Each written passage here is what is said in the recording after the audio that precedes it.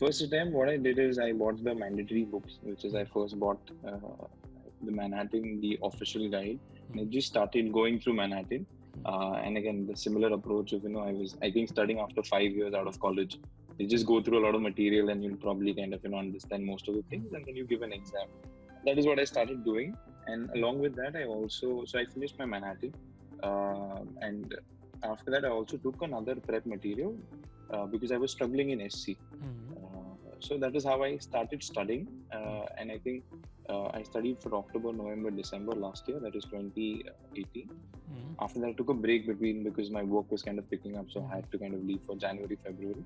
And then when I again came back in March, I was like, I think I can't remember anything. It was like day zero again. That is when I took the other material also to kind of supplement the already things that I had because I finished most of them. Went through the entire material, completed their entire online course, and then I gave an exam, which shocking score was 580.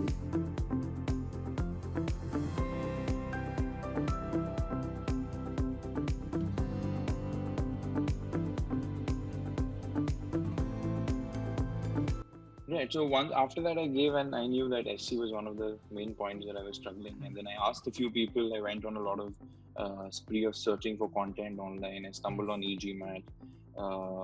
Mostly the debriefs were really helpful for me to understand the similar journey of, I could relate and resonate the entire perspective. So that is when I realized I need to buy something like an EGMAT for my SC. So primarily I bought EGMAT for my SC preparation. And I think then I really kind of started loving also the preparation because I was like, I'm actually learning something new was my approach because the way EGMAT is structured, I really felt that, it's something new that I'm learning. Irrespective of whether I crack the GMAT or not, that's another story. But I was just loving the process.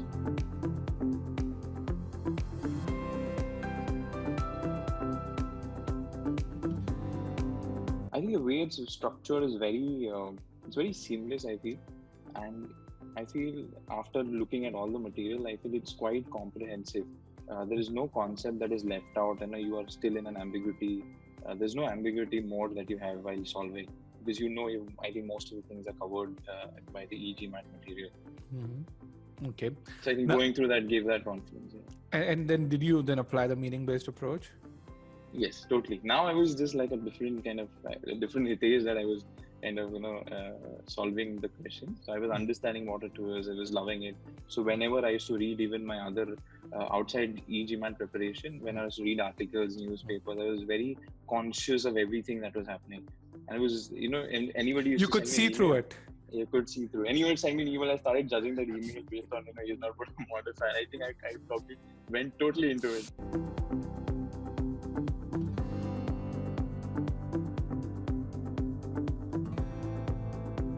Sure. So the earlier one, I used to just read critical reasoning and try to make sense out of it. There was no approach that I had. I was obviously getting a few things right. If I understood it, I was getting it right. But there was nothing kind of a pre-thinking approach which the EGMAT has. So it really helped me I used to draw these little diagrams very quick and I kind of developed that ability. I used to draw a circle wherein I used to put the conclusion in my old scribbled way. I could not read it after that, but it just helped me. Just doing that does the mental thing. I know, I do that too. Exactly. So I can't read after that, but I know what is there at that moment. And then you just draw these arrows and I have to attack this. And it was kind of a visual way of doing CR, which really nailed it for me, is what I would suggest.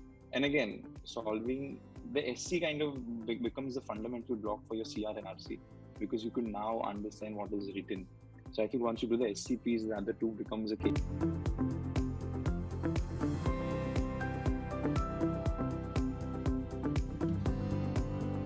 Yeah, so I think reading comprehension is what the third thing that I did. Because I knew that if I managed to get I forgot the name, I think you have the 2-hour course wherein you have Master Comprehension. Master Comprehension. So that was like the first thing I did. And I think RC became such a very, it was like more like a casual thing. You're just reading something and naturally kind of picking up things. I used to do it very slow by slow. I could never get the whole approach of, you scan and you do things. I used to, for me, confidence was very important.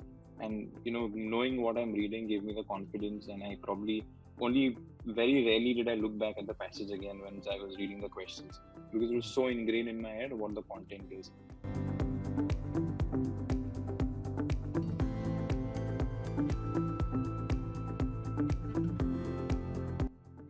So I think as most of the debriefs that I'd read, first you go through all the content, and then when you know everything in terms of the concepts, then I started practicing. Obviously, when I started initially, my scores were a little less, but I knew it's a matter of time because now I'm timing myself.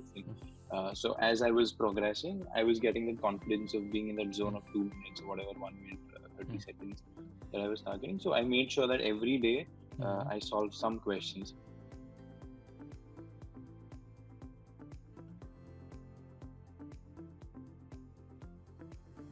The biggest difference between the first attempt and the second attempt, I realized at the moment I complete SC. That is, and when I start my CR example, every morning I made sure at least all 3 or 5 questions. Even if I don't have time, at least go to 2 questions to not remove SC out of my hand. I think first attempt I used to SC is over, then I used to start CR, then CR is over, then RC, and then SC is totally out of your picture.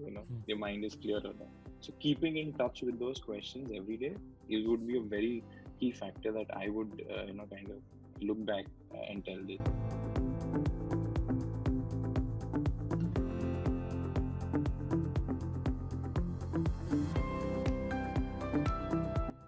So quant, while I was doing my first attempt, I was fairly okay, but I was not touching the 50 mark. Yes. I used to be around 47 to 48, 49 was kind of a rare thing. After that, in the second attempt, I made sure that I felt that I was doing quant on a tougher level. It was not needed.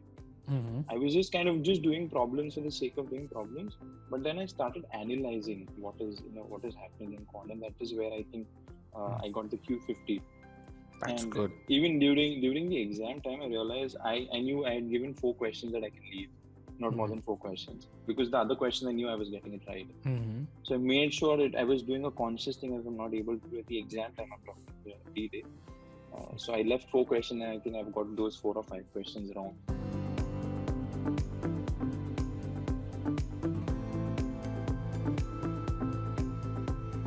The first attempt, I remember solving questions, especially in something like an SC, was more like an elimination approach. I was not understanding anything, what I was doing, to be very honest. It was just like try to find that which or try to find that comma and some tricks like that. It was kind of sometimes working when I was kind of doing my preparation because I had a whole lot of time. At the exam time, it didn't work at all because I didn't have the confidence while I was eliminating. And I felt I was probably, if you require 100% ability, I was just at 50%.